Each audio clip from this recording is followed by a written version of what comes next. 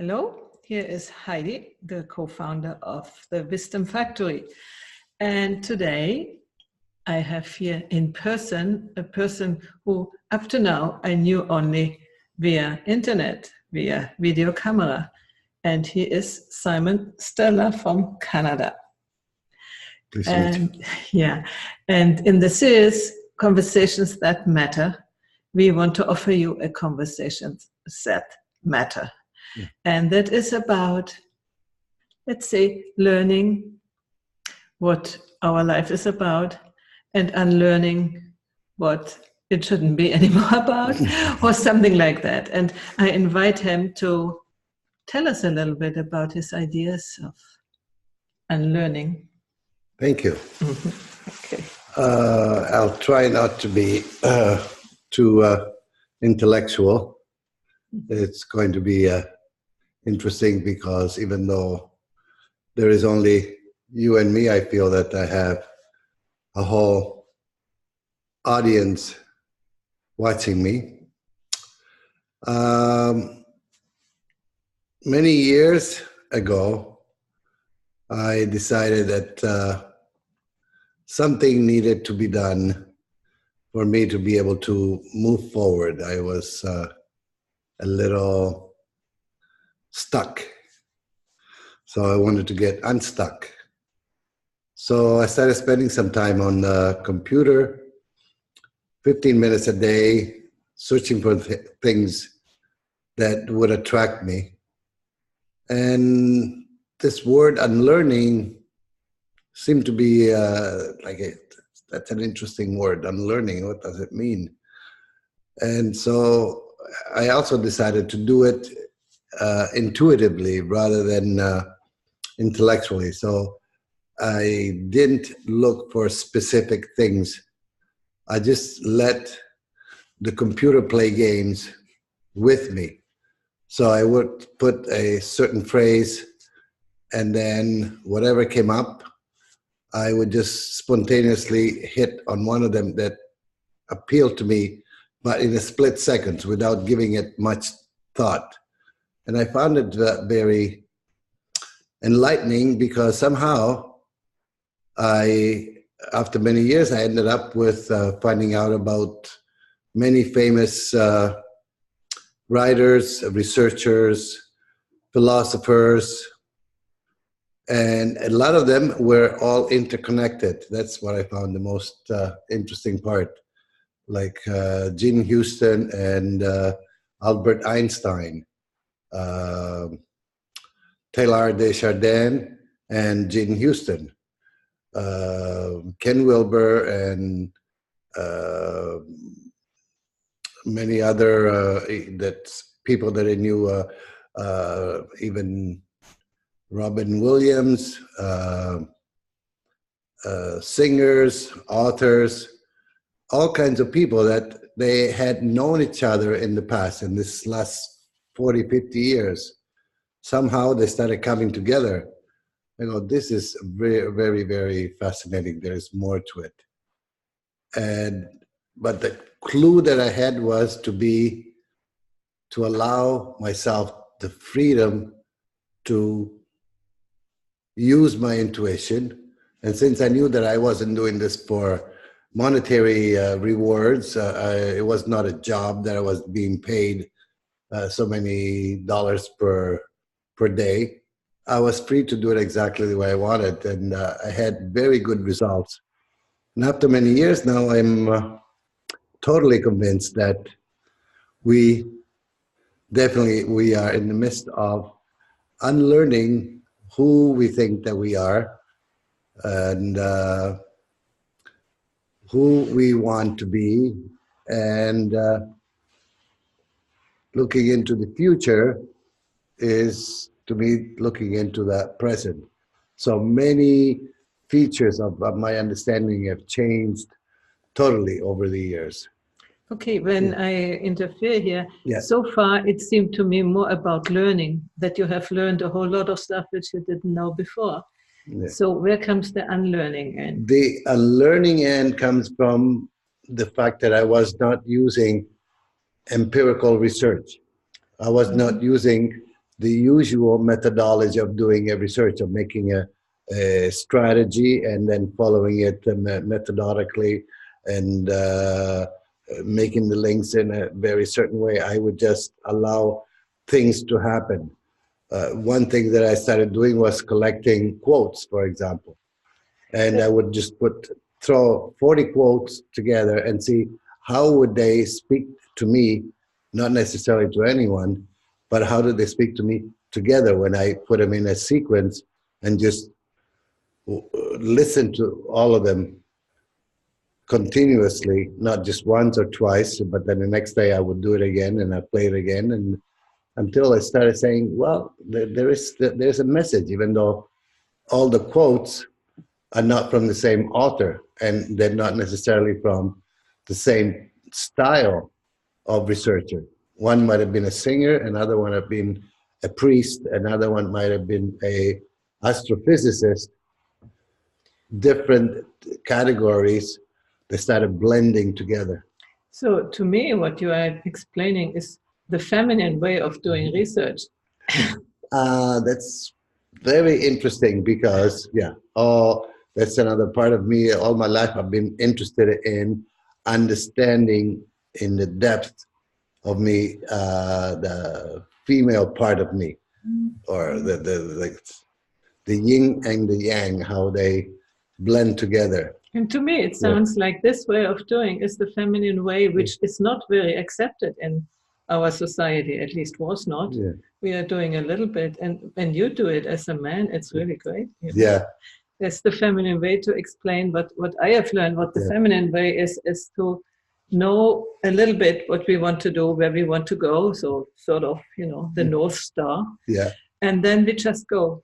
We just do something. As you say, you give a word in, and then the results come up, and then we read it and see, can we use that for where I want to go or not? And then collect all the things together while going. Or you can say, build the plane while while flying, you know? Yes. And that sounds to me very much like it, without really knowing what exactly will come out. Yes. Because we haven't predefined what exactly comes out. While the masculine way normally is what you say, structuring, knowing where to go, knowing what we have, knowing what tools we have, and knowing, projecting the trajectory, which steps we need to do until we come there. Yeah. And that's so far the most accepted way, you know. Yeah. And also the not really, intuition, but don't tell about it that you're using don't intuition. Don't tell him I use my intuition, otherwise it's strange. But I found out that as I practice my intuition, it keeps on getting better, and to the point that I use it more in mundane situations, and it does help me to overcome obstacles, or to come up with solutions which are difficult for other people because they're using a standard approach to solving problems, whereas I feel comfortable using my intuition, and it's perfectly fine. Because do you have an example where you used it? Or did this way of procedure? I have two particular examples of, for example, not to take things for granted, of assuming incorrectly because it's obvious that certain things are happening. One was in the dead of winter, the traffic started slowing down and actually was hardly moving. And I found out that there was a car that was sitting by the side, and it was snowing very hard. And I go, but it wasn't sitting by the side. They could have moved the car a little bit over so that the traffic could have continued. So the initial thought was, look at that stupid person. They could have just moved a little bit over so that we can doesn't block all the traffic. And as I'm passing, I sensed something was not right. So instead of continuing on, I parked right in front of the car, went back to the person. She rolled down the window and says, something wrong I can help you with? She says, yeah, my car just died on the spot. And I'm trying to reach my husband, but my cellular died. And she has 2 kids in the back. And the temperature is like -20. Oh, wow. This is in Toronto, Canada. So I says, okay, just a minute. So I go back to my car, get my cellular phone, and say, here, use my phone. Call your husband. And she was so thankful that I did that. And it's just such a simple gesture. So as I'm walking back into the car, tears start coming down my face, realizing if I would have just continued like most of us do in our life, and just put on the blinders and not think about it, this person would have been sitting there still longer until someone passed by that would have stopped like me, or the police would get there, but there was so much traffic, the police couldn't even get there. So assumptions that we make. And stop the assumptions and follow your instinct or your intuition. See, Paddy, that's what I'm saying. I do trust it even more because I did that. And another situation was... That would be check reality.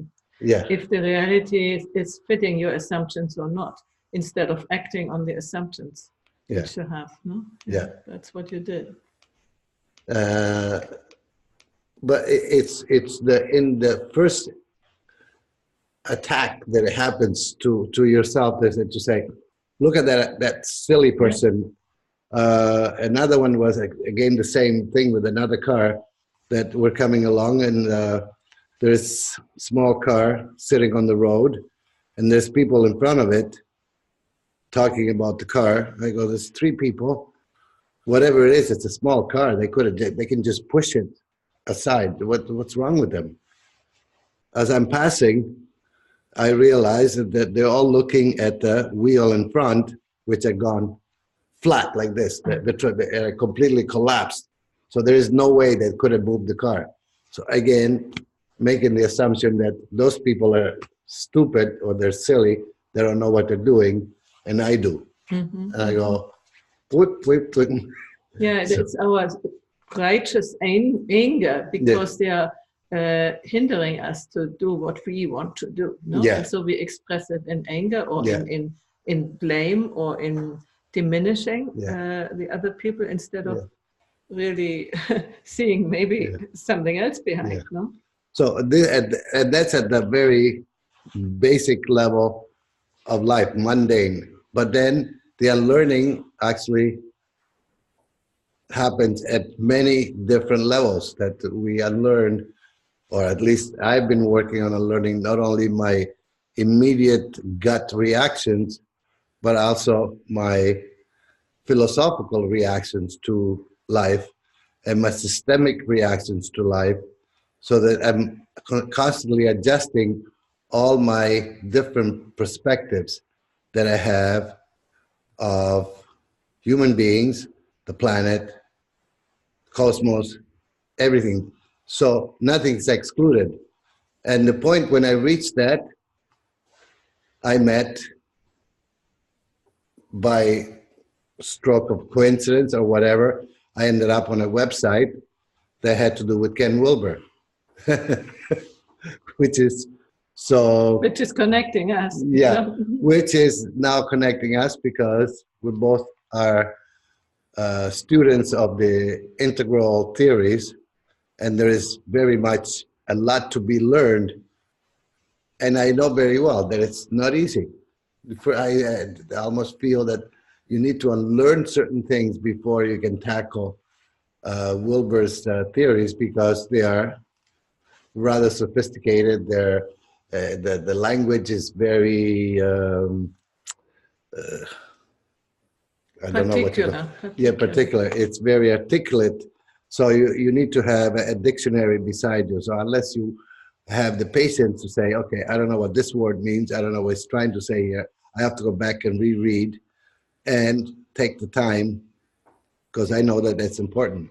Yeah, unfortunately, there are people who can explain it to you in a shorter way. But what I think what is important to unlearn when you are getting into integral theory is to, we normally put things together for granted. You know, like we instead constantly confuse. For instance, what in Ken Wilber's theory is the left-hand quadrant and the right-hand quadrant. Yes.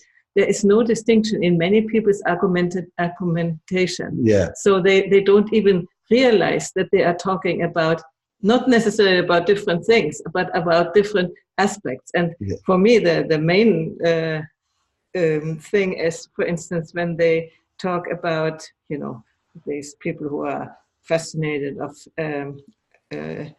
artificial intelligence, that sooner or later the machine can feel and stuff like this, no, and express everything. That just can't happen because it's on different levels. Or then they think when you put these machines on your brain and you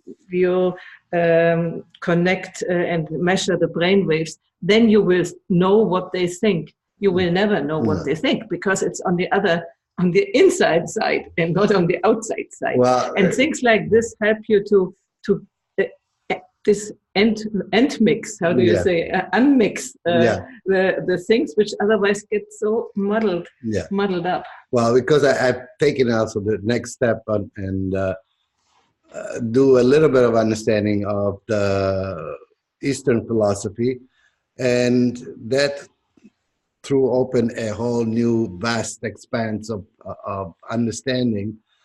And we keep talking about the brain as a physical entity. But then there is, even that is not really physical because it's atomic structure. But beyond that, there is the energy that surrounds us, energy that comes in, energy that comes out. And just because we cannot physically see it, although there is people who do have that strange ability to see it, it's there. So to talk about the brain as the main component of a human being and forgetting that we have energy flowing in us and out of us and communicating and relating and vibrating with the universe, that's very silly. But you have to take the time to even study it, understand it. So that's what I did. I started checking different avenues, and I found a few really interesting professionals who are doing it very professionally, not in a facetious way. And I am going to throw a name out. Yeah, sure. One of them is Donna Eden, Eden, who has been doing energy medicine for the last 35 years. And she's well respected in the field. And then many people have picked up her ideas and make it their own and created small groups of people or started doing some helping other people with understanding energy medicine rather than pills medicine. And it's quite real. And I went further. I said, is there anybody in my neighborhood who is a certified energy medicine specialist? And I even found that. So I said, okay, I'm going to have an interview with that person because I want to know that it's really real. So the cynic within me, which is always there, a little bit of healthy cynicism is okay. There's nothing wrong with it. It's good to have it. Do you call it cynicism? Is it more doubtfulness or something? Criticism? No, not criticism. Cynicism is you're doubting something. I'm not so sure that this is really real. Is this fake? Let's check it out. I even did that with Ken Wilber. When I first found out about him, I went all the way around Ken Wilber. Is this person real?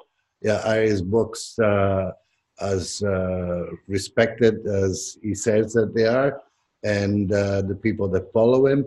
Yes, and it's interesting. With anyone who is well known, there's always going to be a small group who are negative about it, who are just trying to find faults into a theory, which is fine. Even Wilbur smiles at that. Please go ahead and work on finding problems with what I'm saying so that it helps me to improve on it. So it doesn't take it as a negative, it takes it as a positive criticism. Which is a good way of, let's say, scientists to do, you know, because that's at the end what science is. You don't want to prove something which you have already thought out and only try to find ways that it is proved at the end. But real science is to start and find out what comes out, you know, and that's what Wilbur did, you know. He started with this trying to figure out why so many different forms of psychotherapy exist, and everybody thinks they have the right form. Their approach is right, and the others are, no, you know.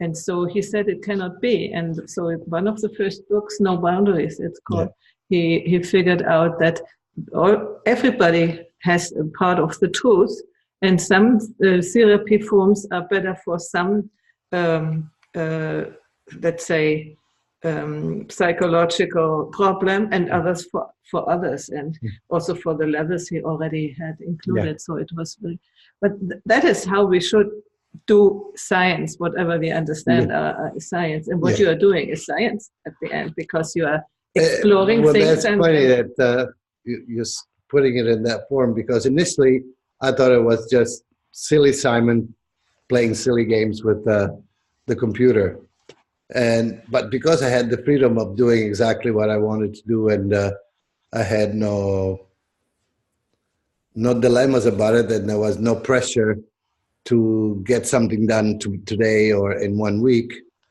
I just let it continue to develop, and the results have been, I would say, quite astounding. And 20 years later,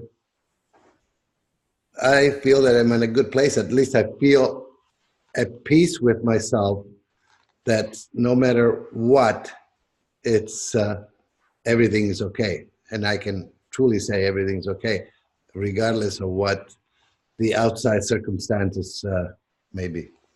I think that needs a little bit more explanation. How did you get there? Only by researching things on the computer. There must be a little bit more, I think. Well, the research actually developed into not pilgrimage, but connecting with interesting people in different places. I spent a few years with a very interesting group that wanted to bring peace on earth. And I traveled through Europe for 3 months. I spent another year and a half with not a guru, a shaman, and no, I don't know what that is. They're very high caste. Anyway, it's like a guru, but Swami Chinmayananda. And I traveled with him. Well, he was in Ontario, and then he decided he wanted to go to Boston to open up a temple, and I went with him. And what an experience it was to live and breathe with the whole group of Indians who were with him, who understood what his message was. And he was a very intelligent fellow. And I had the privilege of driving him in my car, which I would have never thought that was part. I thought he would have had his own limousine. And he says, "No, I want to go with Simon." What? You want to go in my little sports car? Says, "Yes." Okay, I will go in a little sports car. And I was shitting bricks because I had Swami Chinmayananda sitting in my car driving to Boston. But what a privilege and an honor it was. So it's things like that which sort of throw you for a curve in terms of understanding reality. And after that, I've met a few very interesting people, and at this point, it's been an experiential experience. So I should say it hasn't been just being on books, reading books, or watching computers, videos, etc. It's been a combination of everything, of experiencing life in itself. Last 2 months, for example, I've traveled through California, Canada, Croatia, China, and right now I am in Italy. And in a couple of weeks, I'm going back to Croatia. And a week and a half later, I'm going back to China, where my wife is anxiously waiting for me to return. She's been so gracious to say, okay, go ahead. You need to do some traveling and finding things out. Yeah, that's an interesting question. How does she take it, or your adventures, let's say? It's kind of a funny, it's even hard to express, because I think she understands more that she lets out, that she understands, because there is certain time that has happened a couple of times where I first met Martin Caruthers, that she said, you need to go. You need to go and see what's going on there, or go and heal yourself, or find yourself. So I ended up in Croatia quite a few years back, where I met Martin Caruthers, who is a relationships expert and healing expert, and works with psychotherapists to improve on their strategies to help people, to speed the process of healing rather than taking so long. So he's a healer of healers in a certain way. And I had the privilege to have him as one of my mentors. And it's, what else can you ask for from life when you get to have that special connection? And your wife sensed that you needed it, and she said, go. Yeah. That's great. Yeah, same thing with this last trip. I mentioned it once, and then I let it go. And then so many months later, she says, well, I start school in China. It's going to be pretty busy. If you want to go and see Heidi and see Martin, why don't you go? Take a month and a half. I go, really? Thank you. And so it's been very interesting. So it's all part of to me, it's all part of the unlearning, because I'm not pushing for things to happen. And at the same time, it's kind of, how do you explain it? It's that I'm not pushing it, and I am not sitting back and waiting for the universe to send me some messages. So I am active, I am doing things, but I'm not doing it in a forceful way that it has to be my way. So it's like sensing what is the next thing to do. Same as talking. When is the right time to close your mouth and listen? When is the right time to open your mouth and talk? Yeah. We take it for granted. If I open my mouth, obviously I have something very important to say. And if I don't say anything, it's because it's very important that I should be listening. But if you do all this intellectually, it's not going to work.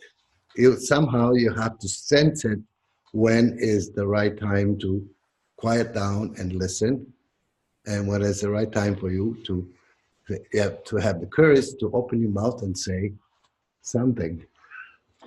That is a sort of I know that too, no? A sort of an inner impulse which tells you now is your time to speak, and you don't even know yet what you will say sometimes, no? And then it happened to you, no? Before, when we had the session with Fleming, that you did a real great job, let's say, in Yeah, And yeah, Can you maybe explain this moment? This what happened to you, and do you remember what it was? Because it was I witnessed it, no? Yes. So, and I didn't tell you, but after you had finished, I got a warm flush in my body. Well, there you go. So again, these things are they real. It depends on how you define reality. See, my reality is pretty wide, large, big, and deep. And maybe some people's reality is very narrow, so they don't allow for all these experiences. Mila Aliana is another lovely lady that I have a connection with, and I really respect her work. But she's another person who senses things. And we did a couple of sessions with Fleming where she was telling us, okay, as you're talking, where do you feel that? Do you feel a warmth in your stomach? Is it in your heart? Or do you feel something on the back of your neck? And that starts giving you some clues that there is more to our body than our brain and our eyes and our ears and our mouth. That there's a lot more interaction with our environment, our energy flowing in and out, that there is more to it. And we have to start sinking in with it. You have to sync with it. You have to sense it. So with in Fleming's situation was that all of a sudden, it hit me that the past that we keep talking about, where all the terrible things have happened, I am part of the past. I am not separate from the past. I am one with the past because I am not here appearing at this point in time and then disappearing at another point. I came because two parents came together. Those two parents came from other parents who came from other parents who came from other parents. And way back, I might have had ancestry who had big responsibilities in the wars that occurred, or my own being, my genes, or my past lives, if you want to believe in past lives. Doesn't matter what it is, you have a connection with the past. So we cannot get disconnected and say, those terrible people did those things and those nice people did those things on the other side. It's all us, or it's all me. I am part of that. And I have to take full responsibility for where we are now. So we stop with blaming and criticizing, and it's the Pope's fault. No, it's the Muhammad's fault. No, it's Christ's fault, or it's Buddha's fault. And then we know what we know. It's also silly. Hitler's fault. It's Hitler, fault. Yeah. Mussolini's fault, or Genghis Khan's fault. Those are just units in time of me. And when you start seeing it from that perspective, it will change your perspective of life. And adding to this, you are practically the result of the past. Mm-hmm. So all these energies are alive in us. Mm-hmm.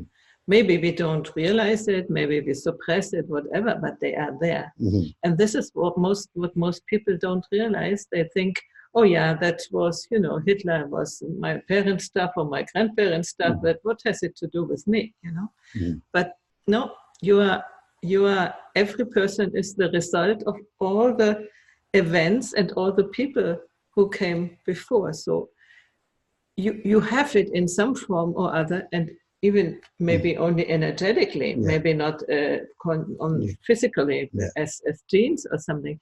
You have that in you're living in this field, which is a very complex field of the past, So isn't it better to accept it and to realize that in a similar situation we could do exactly the same thing if we are not aware that we have these parts in us, no? For me, the important part is to realize that you have to do the homework.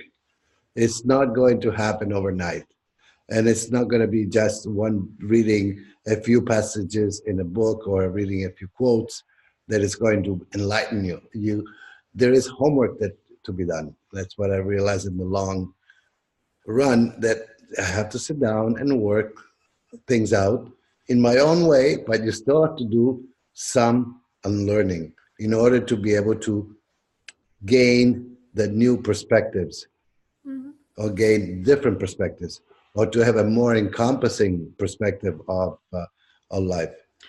I have never thought in terms of unlearning in that field, you know. I always saw it in terms of learning and getting richer in experience and in knowledge and, let's say, wisdom or something.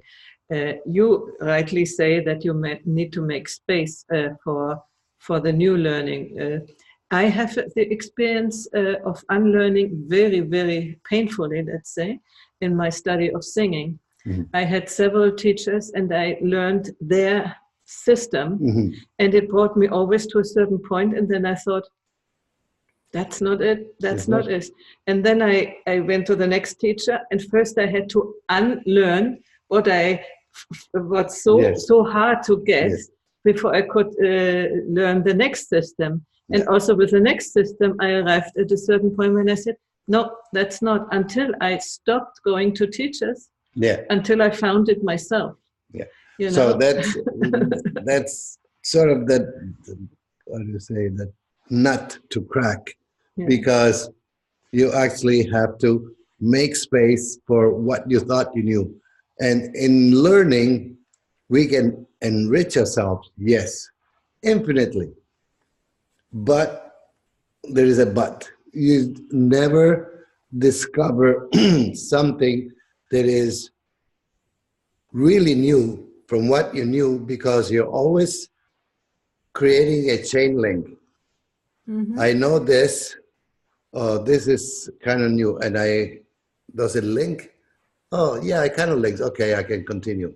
And you continue to expand your learning, but it's always connected to your original assumptions about yourself, life, etc.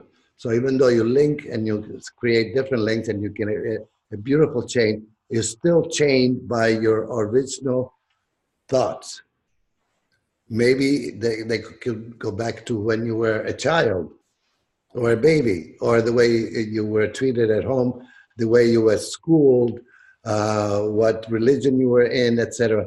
Those things are embedded in you, and you build on it. And it's great, and you become an astrophysicist, or you can become the prime minister, or you can become a guru. But if you don't unlearn, you're not cracking the nut. You're not finding out something that is completely outside of your field of understanding. And that's hard. Yeah, I can relate to that too, always with the example of singing. As I finally understood how singing works by research, inner research, and you know, all these things, and I began to teach, I wasn't accepted from other teachers because I did something completely different than they did, you know, because it was my research result of myself, because I'm my own research object, right? You know, and so I figured out, oh, this in the body that feels like this, and I only had to try to find ways to translate what I feel into a language and offer them to them, right? And then ask them, what is your feeling? And then body feeling, for instance, you know, there are many other things, but what is when you say, oh, what do you feel in your body? Yeah, you hear a sound, but what do you feel in your body? What is going on? And then I figured out, one, this was not good. So what did I feel? What did I do? And then this was good. What was the difference? And so slowly I figured out how to do it. And this I taught to my students with a certain, you know, I would say 95% of result. And unless, especially beginners, because they didn't know other systems yet. So they were open. They were open. As soon as people came with other systems, then they thought, oh, what strange things are they doing? Yes. Because my emphasis was on your thoughts, on your beliefs, and on your body feeling. develop body feeling. I found people who had no idea what they felt in their body. Yeah. They just didn't know that they have feet. Yeah. Sort of. I only have a mouth and a throat. Yeah, that should be enough, you know. That's right.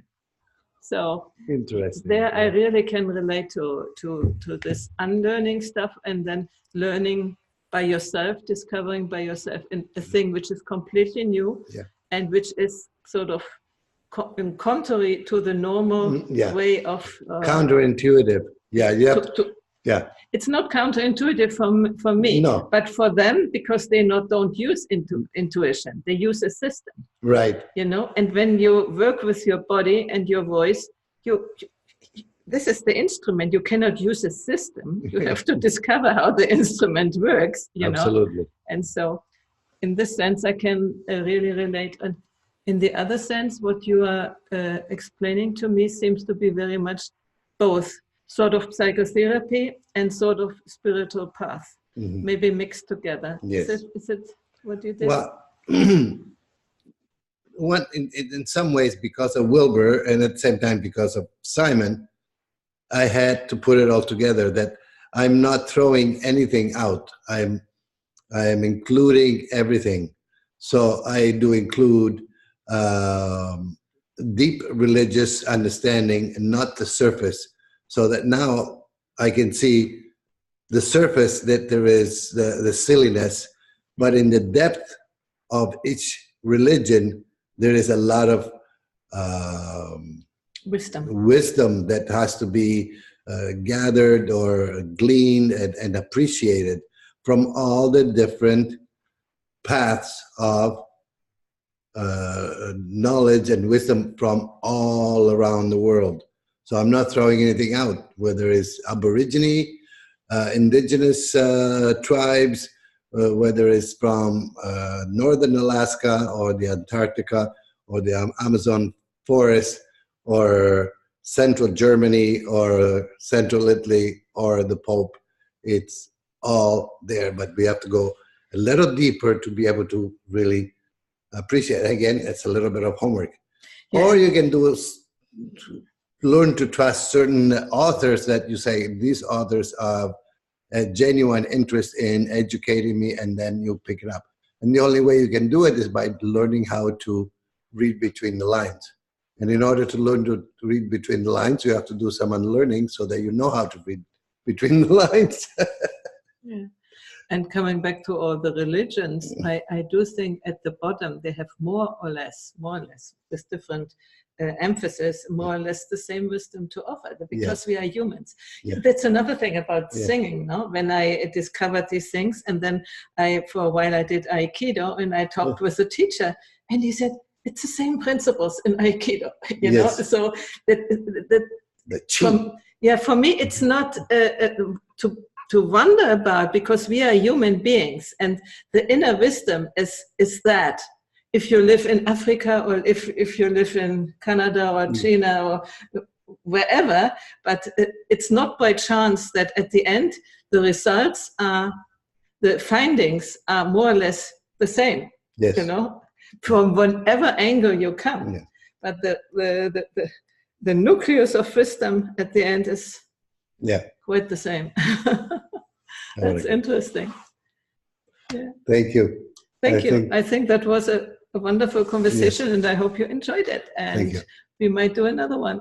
Who knows? Maybe. With the video in different parts of the world. Maybe in China, maybe you are in Canada. And probably. It was a great pleasure to talk with you. Mine as well.